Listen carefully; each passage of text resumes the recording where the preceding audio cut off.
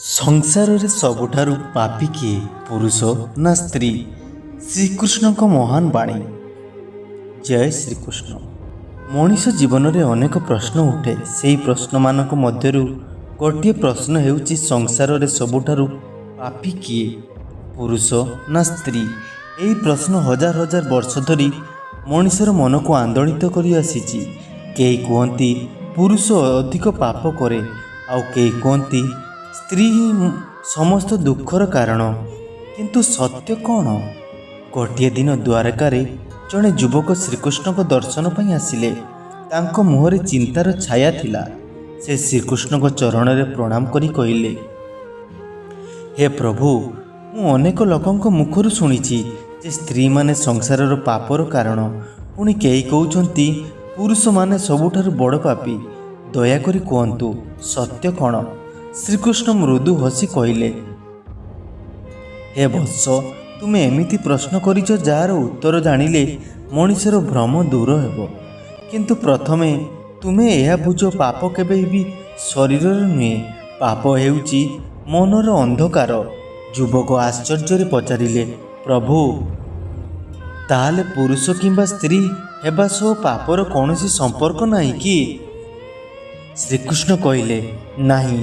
जेपरी अग्नि काहाकू देखि जलाई नाही, सेपरी कर्मफल मध्य पुरुष किंबा स्त्री बोली भेद करे नाही।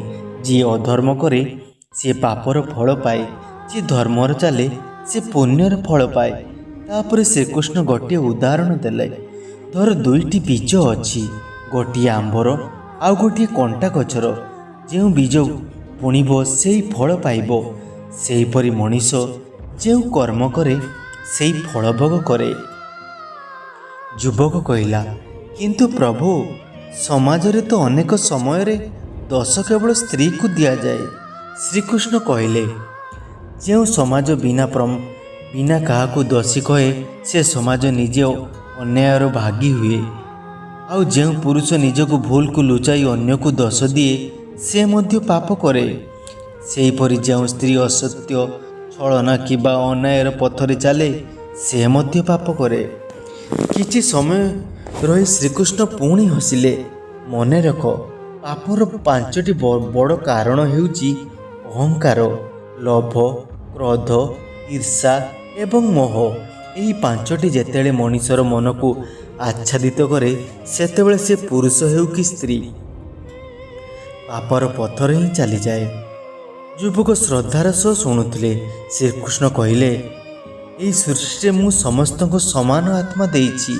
आत्मार कौनसी लिंग नहीं। शरीर अलग हो पारे किंतु आत्मा एक। तेणु केवल पुरुष बोली कहीं पापी नुहे, किंबा केवल स्त्री बोली कहीं पापी नुहे। जी मिथ्या कहे, निर्दोषी को कष्ट दिए, लोभरे अन्यर अधिकार छड़ई निए, अहंकार रे अन्य को अपमान करे एवं धर्म को त्याग करे, से ही प्रकृत पापी। यही कथा शुणी युवकों आखिरे लुह आसीगला।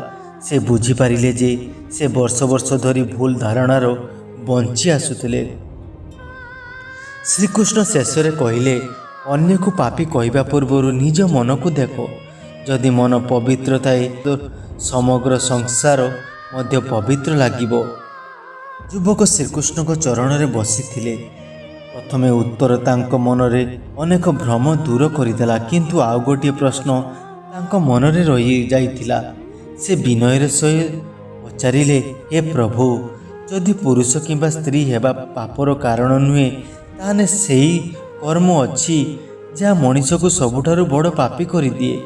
श्रीकृष्ण शांत स्वर रे कहले, हे वत्स, मने रख, पाप केवल हाथ रे करा कर्म रे नुहे, मनरे रखा जाइतिबा दुष्ट भावना को मध्य जन्म निए। मनीष प्रथमे मनरे पाप करे, परे सेही पाप कर्म रे परिणत हुए। तापर श्रीकृष्ण पांचटी बड़ पाप कथा कहले। प्रथम पाप अहंकार। जो मनीष भावे मो ठारू बड़ केही नहीं, से सत्य को दूरेई जाए। अहंकार मनीषर विवेक को नष्ट कर दिए। जे धन, शक्ति, सौंदर्य किंबा पदवी रे गर्व अन्य मान को तुच्छ भावे, से धीरे धीरे निज पतनर पथ तैयारी करे। द्वितीय पाप लोभ। ଲୋଭ ଏମିତି ଗୋଟିଏ ଅଗ୍ନି ଯିଏ କେବେ ଶାନ୍ତ ହୁଏ ନାହିଁ। ଯେଉଁ ଲୋକ ନିଜ ଆବଶ୍ୟକଠାରୁ ଅଧିକ ପାଇଁ ଅନ୍ୟାୟ କରେ, ଅନ୍ୟର ଅଧିକାର ଛଡ଼ାଇ ନିଏ କିମ୍ବା ମିଥ୍ୟା କହି ଧନ ସଂଗ୍ରହ କରେ, ସେ ନିଜ ଜୀବନର ଦୁଃଖର ବୀଜ ନିଜେ ବୁଣେ। ତୃତୀୟ ପାପ କ୍ରୋଧ। କ୍ରୋଧ ମଣିଷର ବୁଦ୍ଧିକୁ ଅନ୍ଧ କରିଦିଏ। କ୍ରୋଧରେ ମଣିଷ ଏମିତି କଥା କହିଦିଏ କିମ୍ବା ଏମିତି କାମ କରିଦିଏ ଯାହା ପାଇଁ ପରେ ସେ ସାରା ଜୀବନ ଅନୁତାପ କରେ। ଚତୁର୍ଥ ପାପ ଈର୍ଷା। ଅନ୍ୟର ସୁଖ ଦେଖି ଯାହାର ମନ ଜଳେ ସେ କେବେ ନିଜେ ସୁଖୀ ହୋଇପାରେ ନାହିଁ। ଈର୍ଷା ମଣିଷକୁ ଅନ୍ୟର କ୍ଷତି କରିବାକୁ ପ୍ରେରଣା ଦିଏ। ପଞ୍ଚମ ପାପ ଛଳ ଓ ଅସତ୍ୟ। ମିଥ୍ୟା କହି ସ୍ୱାର୍ଥ ସାଧନ କରିବା, ବିଶ୍ୱାସ ଭଙ୍ଗ କରିବା, ନିର୍ଦ୍ଦୋଷୀକୁ ଦୋଷୀ ଦେବା, ଏହିସବୁ ପାପ ମଣିଷକୁ ଭିତରୁ ଦୁର୍ବଳତା କରିଦିଏ। ଯୁବକ ପଚାରିଲେ, ପ୍ରଭୁ, ଯଦି କେହି ଏହି ପାପ କରିସାରିଛି ତାର କି ମୁକ୍ତି ନାହିଁ? ଶ୍ରୀକୃଷ୍ଣ ହସି କହିଲେ, ମଣିଷ ଯେ ପର୍ଯ୍ୟନ୍ତ ବଞ୍ଚିଛି ସେ ପର୍ଯ୍ୟନ୍ତ ପରିବର୍ତ୍ତନର ଦ୍ୱାର ଖୋଲା ଅଛି। ଯିଏ ନିଜର ଭୁଲ ସ୍ୱୀକାର କରେ, ପଶ୍ଚାତାପ କରେ, ଅନ୍ୟାୟ ଛାଡ଼ି ଧର୍ମ ପଥରେ ଚାଲେ, ତାକୁ ଈଶ୍ୱର କ୍ଷମା କରନ୍ତି। ତାପରେ ଶ୍ରୀକୃଷ୍ଣ ଗୋଟିଏ ଘଟଣା କହିଲେ। ଗୋଟିଏ ଗାଁରେ ଜଣେ ଧନୀ ବ୍ୟକ୍ତି ଥିଲେ। ସେ ସବୁବେଳେ ଗରିବ ଲୋକଙ୍କୁ ଠକୁଥିଲେ। ଦିନେ ତାଙ୍କ ପୁଅ ଗୁରୁତର ଅସୁସ୍ଥ ହୋଇପଡ଼ିଲା। ଯେତେବେଳେ ସେ ବୁଝିଲେ ସେ ଧନରେ ସବୁକିଛି କିଣି ହେବ ନାହିଁ, ସେ ନିଜର ଭୁଲ ସ୍ୱୀକାର କଲେ। ଯେଉଁମାନଙ୍କୁ ଠକିଥିଲେ ସେମାନଙ୍କ ପାଖକୁ ଯାଇ କ୍ଷମା ମାଗିଲେ। ନିଜ ଧନର ଏକ ବଡ଼ ଅଂଶ ଦରିଦ୍ରମାନଙ୍କ ସେବାରେ ଦାନ କଲେ। ଶ୍ରୀକୃଷ୍ଣ କହିଲେ, ଦେଖ ବତ୍ସ, ପାପଠାରୁ ବଡ଼ ହେଉଛି ସତ୍ୟ ପଶ୍ଚାତାପ। ଯିଏ ହୃଦୟରୁ ବଦଳିଯାଏ ସେ ପୁଣି ଧର୍ମ ପଥରେ ଫେରିପାରେ। ଯୁବକଙ୍କ ଆଖିରେ ଆଶାର ଆଲୋକ ଫୁଟିଗଲା। ସେ କହିଲେ, ପ୍ରଭୁ, ଆଜି ମୁଁ ବୁଝିଗଲି ଯେ ପାପର କୌଣସି ଲିଙ୍ଗ ନାହିଁ। ପାପ କେବଳ ମଣିଷର କର୍ମର ଫଳ ଥାଏ। ଶ୍ରୀକୃଷ୍ଣ କହିଲେ, ଠିକ୍ କହିଲ। ଯେଦିନ ମଣିଷ ଅନ୍ୟ ଦୋଷ ଦେଖିବା ବଦଳରେ ନିଜ ଦୋଷକୁ, ନିଜ ମନକୁ ଶୁଦ୍ଧ କରିବା ଆରମ୍ଭ କରିବ, ସେହିଦିନ ସମାଜର ଶାନ୍ତି ଓ ସୁଖ ବଢ଼ିବ। ଏତିକି କହି ଶ୍ରୀକୃଷ୍ଣ ଆକାଶ ଆଡ଼କୁ ଚାହିଁ କହିଲେ, ଧର୍ମ ସେହି ମଣିଷକୁ ରକ୍ଷା କରେ ଯିଏ ଧର୍ମକୁ ରକ୍ଷା କରେ। ସେହିଦିନ ଯୁବକ କେବଳ ଗୋଟିଏ ପ୍ରଶ୍ନର ଉତ୍ତର ପାଇଲେ ନୁହେଁ, ସେ ନିଜ ଜୀବନର ଦିଗ ମଧ୍ୟ ବଦଳାଇ ଦେଲେ। ଦ୍ୱାରକାର ରାଜପ୍ରସାଦରେ ସୂର୍ଯ୍ୟାସ୍ତର ସୁବର୍ଣ୍ଣ କିରଣ ପଡ଼ୁଥାଏ। ଚାରିଆଡ଼େ ଏକ ଶାନ୍ତ ପରିବେଶ ଥିଲା। ଯୁବକ ଶ୍ରୀକୃଷ୍ଣ ସମ୍ମୁଖରେ ବସି ଗଭୀର ଧ୍ୟାନରେ ସେ ପ୍ରତ୍ୟେକ କଥା ଶୁଣୁଥିଲେ। ସେ ବିନୟରେ ପଚାରିଲେ, ହେ ପ୍ରଭୁ, ମଣିଷ କେବେ ପାପ ପଥରେ ଚାଲିଥାଏ ତ ହଠାତ୍ ପାପୀ ହୋଇଯାଏ ନା ଧୀରେ ଧୀରେ? ଶ୍ରୀକୃଷ୍ଣ ହସି କହିଲେ, ହେ ବତ୍ସ, ଏହି ମଣିଷ ଗୋଟିଏ ଦିନରେ ପାପୀ ହୋଇନଥାଏ। ଯେପରି ଗୋଟିଏ ବୁନ୍ଦ ବୁନ୍ଦ ପାଣିରେ ଘଡ଼ା ପୂର୍ଣ୍ଣ ହୁଏ, ସେହିପରି ଛୋଟ ଛୋଟ ଭୁଲ ଅଭ୍ୟାସ ମଣିଷକୁ ଧୀରେ ଧୀରେ ପାପର ପଥରେ ନେଇଯାଏ। ତାପରେ ଶ୍ରୀକୃଷ୍ଣ 5ଟି ଅଭ୍ୟାସର କଥା କହିଲେ। ପ୍ରଥମ ଅଭ୍ୟାସ, ମିଥ୍ୟା କହିବା। ମଣିଷ ପ୍ରଥମେ ଛୋଟ ମିଥ୍ୟା କହେ, ପରେ ସେହି ମିଥ୍ୟାକୁ ଲୁଚାଇବା ପାଇଁ ଆଉ ବଡ଼ ମିଥ୍ୟା କହିବାକୁ ପଡ଼େ। ଶେଷରେ ସେ ସତ୍ୟଠାରୁ ଏତେ ଦୂରେଇ ଯାଏ ଯେ ସେ ନିଜେ ମଧ୍ୟ ସତ୍ୟକୁ ଭୁଲିଯାଏ। ଦ୍ୱିତୀୟ ଅଭ୍ୟାସ, ଅନ୍ୟର ନିନ୍ଦା। ଯିଏ ସବୁବେଳେ ଅନ୍ୟର ଦୋଷ ଖୋଜେ ସେ କେବେ ନିଜର ଭୁଲ ଦେଖିପାରେ ନାହିଁ। ନିନ୍ଦା କରୁଥିବା ମଣିଷ ଧୀରେ ଧୀରେ ଅହଙ୍କାରୀ ହୋଇଥାଏ। ତୃତୀୟ ଅଭ୍ୟାସ, ଲୋଭ। ଯାହା ପାଖରେ ଯେତେ ଅଛି ସେଥିରେ ସନ୍ତୁଷ୍ଟ ନ ହୋଇ ସବୁବେଳେ ଅଧିକ ଚାହିଁବା ଲୋଭର ଲକ୍ଷଣ। ଲୋଭ ମଣିଷକୁ ଧର୍ମରୁ ଦୂରେଇ ଦିଏ। ଚତୁର୍ଥ ଅଭ୍ୟାସ, କ୍ରୋଧରେ ନିଷ୍ପତ୍ତି ନେବା। କ୍ରୋଧରେ କରାଯାଉଥିବା ଗୋଟିଏ କଥା ବର୍ଷ ବର୍ଷର ସମ୍ପର୍କକୁ ଭାଙ୍ଗି ଦେଇପାରେ। ତେଣୁ କ୍ରୋଧରେ କେବେ ବି ନିଷ୍ପତ୍ତି ନିଅନି। ପଞ୍ଚମ ଅଭ୍ୟାସ, କୃତଜ୍ଞତାକୁ ଭୁଲିଯିବା। ଯେଉଁ ମଣିଷ ନିଜ ପିତାମାତା, ଗୁରୁ, ପରିବାର ଓ ଈଶ୍ୱରଙ୍କ ଉପକାରକୁ ଭୁଲିଯାଏ ତାର ହୃଦୟ କଠୋର ହୋଇଥାଏ। ଯୁବକ ପଚାରିଲେ, ପ୍ରଭୁ, ଏହି ଅଭ୍ୟାସ ଗୁଡ଼ିକୁ କିପରି ଛାଡ଼ିଦେବା? ଶ୍ରୀକୃଷ୍ଣ କହିଲେ, ପ୍ରତିଦିନ ନିଜକୁ 3ଟି ପ୍ରଶ୍ନ ପଚାର। ଆଜି ମୁଁ କାହାକୁ କଷ୍ଟ ଦେଲି କି? ଆଜି ମୁଁ କାହାକୁ ସାହାଯ୍ୟ କଲି କି? ଆଜି ମୋର କର୍ମ ଧର୍ମର ଅନୁସାର ଥିଲା କି? ଯଦି ଏହି ପ୍ରଶ୍ନର ସତ୍ୟ ଉତ୍ତର ଦେଇପାରିବ ତେବେ ତୁମେ ପାପର ପଥରୁ ଦୂରେଇ ଯିବ। ଏହାପରେ ଶ୍ରୀକୃଷ୍ଣ ଗୋଟିଏ କାହାଣୀ କହିଲେ। ଗୋଟିଏ ଗାଁରେ 2 ଜଣ ବ୍ୟକ୍ତି ଥିଲେ। ଜଣେ ପ୍ରତିଦିନ ମନ୍ଦିରକୁ ଯାଉଥିଲା କିନ୍ତୁ ଘରକୁ ଫେରି ଲୋକଙ୍କ ସହ ଖରାପ ବ୍ୟବହାର କରୁଥିଲା।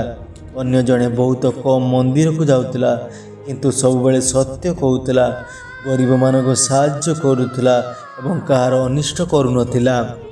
ଯୁବକ ପଚାରିଲେ, ପ୍ରଭୁ, ଏହି 2 ଜଣଙ୍କ ମଧ୍ୟରୁ କିଏ ଆପଣଙ୍କ ନିକଟତର? ଶ୍ରୀକୃଷ୍ଣ ଉତ୍ତର ଦେଲେ, ଯିଏ ଧର୍ମକୁ ନିଜ ଆଚରଣରେ ପାଳନ କରେ ସେ ହିଁ ମୋର ନିକଟତର। କେବଳ ପୂଜା କରିବା ପର୍ଯ୍ୟାପ୍ତ ନୁହେଁ, ପୂଜାର ପ୍ରଭାବ ଜୀବନରେ ଦେଖାଯିବା ଉଚିତ। ଯୁବକଙ୍କ ମନରେ ସମସ୍ତ ସନ୍ଦେହ ଧୀରେ ଧୀରେ ଦୂର ହୋଇଗଲା। ଶ୍ରୀକୃଷ୍ଣ ପୁଣି କହିଲେ, ମନେ ରଖ, ପାପର ଆରମ୍ଭ ମନରୁ ହୁଏ କିନ୍ତୁ ପୁଣ୍ୟର ଆରମ୍ଭ ମଧ୍ୟ ମନରୁ ହିଁ ହୁଏ। ଯଦି ତୁମେ ମନକୁ ପବିତ୍ର ରଖିବ ତେବେ ତୁମର କର୍ମ ମଧ୍ୟ ପବିତ୍ର ହେବ। ଯୁବକ ଶ୍ରୀକୃଷ୍ଣ ଚରଣରେ ନତମସ୍ତକ ହୋଇ କହିଲେ, ହେ ପ୍ରଭୁ, ଆଜି ମୁଁ ବୁଝିପାରିଲି ଯେ ମଣିଷର ଶତ୍ରୁ ବାହାରେ ନୁହେଁ, ତା ନିଜ ମନ ଭିତରେ ହିଁ ଲୁଚିଥାଏ। ଶ୍ରୀକୃଷ୍ଣ ସ୍ନେହରେ କହିଲେ, ଯିଏ ନିଜ ମନକୁ ଜୟ କରେ ସେ ସଂସାରକୁ ଜୟ କରେ। ଏହି କଥା ଶୁଣି ଯୁବକର ହୃଦୟରେ ଧର୍ମ, ସତ୍ୟ ଓ କରୁଣାର ଏକ ନୂଆ ଦୀପ ଜଳି ଉଠିଲା। ଯୁବକ ମନରେ ଏବେ ଆଉ ଗୋଟିଏ ପ୍ରଶ୍ନ ଜନ୍ମ ନେଲା। ସେ ବିନମ୍ର ଭାବରେ ପଚାରିଲା, ହେ ପ୍ରଭୁ, ଆପଣ କହିଲେ ଯେ ପାପ ଲିଙ୍ଗ ଉପରେ ନୁହେଁ କର୍ମ ଉପରେ ନିର୍ଭର କରେ। ତାହେଲେ କୁହନ୍ତୁ, ଆପଣଙ୍କର ପ୍ରିୟ ମଣିଷ କିଏ? କେଉଁ ଗୁଣ ଥିଲେ ଜଣେ ମଣିଷ ସତ୍ୟର ପୁଣ୍ୟବାନ ହୁଏ? ଶ୍ରୀକୃଷ୍ଣ ହସି କହିଲେ, ହେ ବତ୍ସ, ଯିଏ ନିଜ ସୁଖଠାରୁ ଅଧିକ ଅନ୍ୟର ମଙ୍ଗଳକୁ ଭାବେ ସେ ମୋର ପ୍ରିୟ। ଯିଏ ସତ୍ୟ କହେ, କରୁଣା ରଖେ, ଅନ୍ୟାୟର ବିରୋଧ କରେ, ଅହଙ୍କାରକୁ ଛାଡ଼ିଦିଏ, ସେ ପ୍ରକୃତ ଭକ୍ତ। ଯୁବକ କହିଲେ, ପ୍ରଭୁ, କେବଳ ପୂଜା, ବ୍ରତ ଓ ମନ୍ଦିର ଯିବା ଯଥେଷ୍ଟ ନୁହେଁ କି? ଶ୍ରୀକୃଷ୍ଣ ଉତ୍ତର ଦେଲେ, ପୂଜା ହୃଦୟକୁ ପବିତ୍ର କରିବାର ଉପାୟ, କିନ୍ତୁ ଯଦି ପୂଜା ପରେ ମଧ୍ୟ ମଣିଷ ମିଥ୍ୟା କହେ, ଛଳ କରେ, ଅନ୍ୟକୁ ଅପମାନ କରେ, ତେବେ ସେହି ପୂଜାର ଅର୍ଥ କିଛି ନାହିଁ। ସେ ପୂଜା ଅପୂର୍ଣ୍ଣ ହୋଇ ରହିଯାଏ। ତାପରେ ଶ୍ରୀକୃଷ୍ଣ ଗୋଟିଏ କାହାଣୀ କହିଲେ। 2 ଜଣ ବନ୍ଧୁ ଥିଲେ। ଜଣେ ପ୍ରତିଦିନ ଦୀର୍ଘ ସମୟ ପୂଜା କରୁଥିଲେ କିନ୍ତୁ ଘରେ ସେ ନିଜ ବୃଦ୍ଧ ପିତାମାତାଙ୍କୁ ଅବହେଳା କରୁଥିଲେ। ଅନ୍ୟମାନଙ୍କ ପାଖରେ ପୂଜା ପାଇଁ ବହୁତ ସମୟ ନଥିଲା କିନ୍ତୁ ସେ ପ୍ରତିଦିନ ପିତାମାନଙ୍କ ସେବା କରୁଥିଲେ, ଭୋକିଲାକୁ ଖାଦ୍ୟ ଦେଉଥିଲେ ଏବଂ କାହାକୁ କଷ୍ଟ ଦେଉନଥିଲେ। ଯୁବକ ପଚାରିଲେ, ହେ ପ୍ରଭୁ, ଏହି 2 ଜଣଙ୍କ ମଧ୍ୟରୁ କିଏ ଆପଣଙ୍କୁ ଅଧିକ ପ୍ରିୟ? ଶ୍ରୀକୃଷ୍ଣ କହିଲେ, ଯିଏ ଜୀବମାନଙ୍କ ମଧ୍ୟରେ ଈଶ୍ୱରକୁ ଦେଖେ ଏବଂ ସେବା କରେ ସେହି ମୋର ପ୍ରକୃତ ଭକ୍ତ। ମନ୍ଦିରରେ ମୋତେ ଫୁଲ ଅର୍ପଣ କରେ। ମନ୍ଦିରରେ ଫୁଲ ଅର୍ପଣ କରିବା ଭଲ, କିନ୍ତୁ ମଣିଷ ହୃଦୟରେ ପ୍ରେମ ଫୁଟାଇବା ତାଠାରୁ ମଧ୍ୟ ଶ୍ରେଷ୍ଠ। ଯୁବକ ଆଖିରେ ଆନନ୍ଦର ଲୁହ ଭରି ହୋଇଗଲା। ଶ୍ରୀକୃଷ୍ଣ ପୁଣି କହିଲେ, ମନେ ରଖ, ମଣିଷକୁ ବଡ଼ କରି ତାର ଜନ୍ମ ନୁହେଁ, ତାର ଚରିତ୍ର, ପୁରୁଷ କିମ୍ବା ସ୍ତ୍ରୀ ନୁହେଁ, ବରଂ ଧର୍ମମୟ ଆଚରଣ ହିଁ ତାର ମହାନ କରେ। ତାପରେ ସେହି 5ଟି ଗୁଣ ଥିବା ବିଷୟରେ ଶ୍ରୀକୃଷ୍ଣ କହିଲେ, ସତ୍ୟ, ଯିଏ ସତ୍ୟରେ ଅଟଳ ରହେ, ଦୟା, ଯିଏ ଦୁଃଖୀକୁ ସାହାଯ୍ୟ କରେ, କ୍ଷମା, ଯିଏ ପ୍ରତିଶୋଧ ନୁହେଁ କ୍ଷମାକୁ ବାଛେ, ସଂଯମ, ଯିଏ ନିଜ ଇନ୍ଦ୍ରିୟକୁ ନିୟନ୍ତ୍ରଣ କରେ, ବିନମ୍ରତା, ଯିଏ ସଫଳତା ପାଇଲେ ମଧ୍ୟ ଅହଙ୍କାର କରେ ନାହିଁ। ଶ୍ରୀକୃଷ୍ଣ କହିଲେ, ଏହି 5ଟି ଗୁଣ ଯେଉଁ ମଣିଷର ଜୀବନରେ ଥାଏ ସେ ପାପରୁ ଧୀରେ ଧୀରେ ଦୂରେଇ ପୁଣ୍ୟ ପଥରେ ଆଗେଇ ଯାଏ। ଯୁବକ ପ୍ରମାଣ କରି କହିଲେ, ପ୍ରଭୁ, ଆଜି ମୁଁ ବୁଝିଲି ଯେ ମଣିଷକୁ ତାର ଲିଙ୍ଗର ନୁହେଁ ତାର ଚରିତ୍ରରେ ବିଚାର କରିବା ଉଚିତ। ଶ୍ରୀକୃଷ୍ଣ ହସି କହିଲେ, ଏହା ହିଁ ଧର୍ମର ସାର। ଯେଉଁଠାରେ ନ୍ୟାୟ, ସତ୍ୟ ଓ କରୁଣା ଅଛି ସେଠାରେ ମୁଁ ଅଛି। ଏହି କଥା ଶୁଣି ଯୁବକଙ୍କ ମନରେ ସମସ୍ତ ଭ୍ରମ ଦୂର ହୋଇଗଲା। ସେ ବୁଝିଗଲେ ଈଶ୍ୱର କେବେ ବି ପୁରୁଷ କିମ୍ବା ସ୍ତ୍ରୀ ବୋଲି ଭେଦ କରନ୍ତି ନାହିଁ। ସେ କେବଳ କର୍ମ, ଚରିତ୍ର ଓ ଭକ୍ତିକୁ ଦେଖନ୍ତି। ଯୁବକ ଶ୍ରୀକୃଷ୍ଣଙ୍କ ସମ୍ମୁଖରେ ଶାନ୍ତ ମନରେ ବସିଥିଲେ। ତାଙ୍କ ମନରେ ସମସ୍ତ ସନ୍ଦେହ ପ୍ରାୟ ଦୂର ହୋଇଯାଇଥିଲା। ସେ ଶେଷ ଥର ପାଇଁ ପ୍ରଶ୍ନ କଲେ, ହେ ପ୍ରଭୁ, ଯଦି କେହି ଅଜ୍ଞାନରେ ପାପ କରିସାରିଛି ତେବେ ସେ ପୁଣି ପବିତ୍ର ଜୀବନ ବଞ୍ଚିପାରିବ? ଶ୍ରୀକୃଷ୍ଣ କରୁଣା ଭରା ସ୍ୱରରେ କହିଲେ, ହେ ବତ୍ସ, ଏହି ସୃଷ୍ଟିରେ କୌଣସି ମଣିଷ ନାହିଁ ଯିଏ କେବଳ ଭୁଲ କରିନାହିଁ, କିନ୍ତୁ ଯିଏ ନିଜ ଭୁଲକୁ ବୁଝେ, ସତ୍ୟ ପଶ୍ଚାତାପ କରେ ଏବଂ ପୁଣି ସେହି ଭୁଲକୁ ଦୋହରାଇ ନାହିଁ, ସେ ଧର୍ମର ପଥକୁ ଫେରିପାରେ। ଯୁବକ ପଚାରିଲେ, ପ୍ରଭୁ, ପାପର ମୁକ୍ତିର ସରଳ ଉପାୟ କ'ଣ? ଶ୍ରୀକୃଷ୍ଣ କହିଲେ, ପାପର ମୁକ୍ତିର 5ଟି ସରଳ ପଥ ଅଛି। ପ୍ରଥମ, ସତ୍ୟର ଆଶ୍ରୟ ନିଅ। ସତ୍ୟ କଠିନ ହୋଇପାରେ, କିନ୍ତୁ ସେ କେବେ ବି ମଣିଷକୁ ଧ୍ୱଂସ କରେ ନାହିଁ। ଦ୍ୱିତୀୟ, ନିଷ୍ପାପ ସେବା କର। ଯେଉଁ ହାତ ଅନ୍ୟର ଲୁହ ପୋଛେ, ସେହି ହାତ ଈଶ୍ୱରଙ୍କ ଆଶୀର୍ବାଦ ପାଏ। ତୃତୀୟ, କ୍ଷମା କରିଦେବା ଶିଖ। କ୍ଷମା ଦୁର୍ବଳତା ନୁହେଁ, ଏକ ଆତ୍ମାର ଶାନ୍ତି। ଚତୁର୍ଥ, ନିଜ ମନକୁ ପ୍ରତିଦିନ ପରୀକ୍ଷା କର। ଅନ୍ୟକୁ ଦୋଷ ଦେବା ପୂର୍ବରୁ ନିଜ ହୃଦୟକୁ ଦେଖ। ପଞ୍ଚମ, ଈଶ୍ୱରଙ୍କୁ ସ୍ମରଣ କର। ଭକ୍ତି କେବଳ ମନ ଉଚ୍ଚାରଣ ନୁହେଁ, ଭକ୍ତି ହେଉଛି ପ୍ରତ୍ୟେକ କର୍ମକୁ ସତ୍ୟ, ଦୟା ଓ ଧର୍ମ ସହ କରିବା। ଏହାପରେ ଶ୍ରୀକୃଷ୍ଣ ଗୋଟିଏ ଶେଷ କାହାଣୀ କହିଲେ। ଗୋଟିଏ ଗାଁରେ 2 ଜଣ ଲୋକ ଥିଲେ। ଜଣେ ନିଜକୁ ବହୁତ ଧାର୍ମିକ ବୋଲି ଭାବୁଥିଲା, କିନ୍ତୁ ସେ ସବୁବେଳେ ଲୋକଙ୍କ ନିନ୍ଦା କରୁଥିଲା। ଅନ୍ୟ ଜଣେ ସାଧାରଣ କୃଷକ ଥିଲା। ସେ ଅଳ୍ପ କଥା କହୁଥିଲା, ପରିଶ୍ରମ କରୁଥିଲା, ନିଜ ପରିବାର ଯତ୍ନ ନେଉଥିଲା ଏବଂ ଯେତେବେଳେ ସୁଯୋଗ ମିଳୁଥିଲା ଗରିବକୁ ସାହାଯ୍ୟ କରୁଥିଲା। ଗୋଟିଏ ଦିନ ଦୁହେଁ ଜଣେ ମହାତ୍ମାଙ୍କ ପାଖକୁ ଗଲେ। ମହାତ୍ମା କହିଲେ, ଈଶ୍ୱରଙ୍କ ନିକଟରେ ସେହି ବଡ଼ ଯିଏ ନିଜର ଚରିତ୍ରକୁ ପବିତ୍ର ରଖେ। କେବଳ ଧର୍ମର କଥା କହିଲେ ହେବ ନାହିଁ, ଧର୍ମକୁ ଜୀବନରେ ପାଳନ କରିବାକୁ ପଡ଼ିବ। ଯୁବକଙ୍କ ଆଖିରେ ଆନନ୍ଦର ଲୁହ ଆସିଗଲା। ଶ୍ରୀକୃଷ୍ଣ ଚରଣରେ ମସ୍ତକ ନତ କରି କହିଲେ, ହେ ପ୍ରଭୁ, ଆଜି ମୁଁ ବୁଝିଗଲି, ସଂସାରରେ ସବୁଠାରୁ ପାପୀ ପୁରୁଷ କିମ୍ବା ସ୍ତ୍ରୀ ନୁହେଁ, ସବୁଠାରୁ ପାପୀ ସେହି ମଣିଷ ଯିଏ ଜାଣିଶୁଣି ଅଧର୍ମ କରେ, ଅନ୍ୟକୁ କଷ୍ଟ ଦିଏ, ଅହଙ୍କାରରେ ବଞ୍ଚେ ଏବଂ ନିଜ ଭୁଲ ସ୍ୱୀକାର କରେ ନାହିଁ। ଶ୍ରୀକୃଷ୍ଣ ସ୍ନେହଭରା ହସରେ କହିଲେ, ଆଉ ସବୁଠାରୁ ପୁଣ୍ୟବାନ ସେହି ମଣିଷ ଯିଏ ସତ୍ୟକୁ ଭଲ ପାଏ, କରୁଣା ରଖେ, କ୍ଷମା କରେ, ନିଷ୍କାମ ସେବା କରେ ଏବଂ ସମସ୍ତ ଜୀବଙ୍କ ମଧ୍ୟରେ ଈଶ୍ୱରଙ୍କୁ ଦେଖେ। ଯୁବକ ପ୍ରମାଣ କରି ବିଦାୟ ନେଲେ।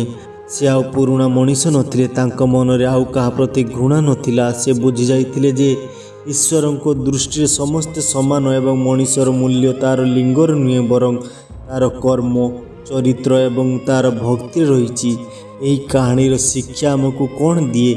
କାହାକୁ କେବଳ ପୁରୁଷ କିମ୍ବା ସ୍ତ୍ରୀ ବୋଲି ପାପୀ କହିବା ଉଚିତ ନୁହେଁ। ଧର୍ମର ମାପଦଣ୍ଡ ହେଉଛି ମଣିଷର କର୍ମ। ଯିଏ ସତ୍ୟ, ଦୟା, କ୍ଷମା ଏବଂ ଧର୍ମରେ ଚାଲେ, ସେହି ଈଶ୍ୱରଙ୍କ ପ୍ରିୟ।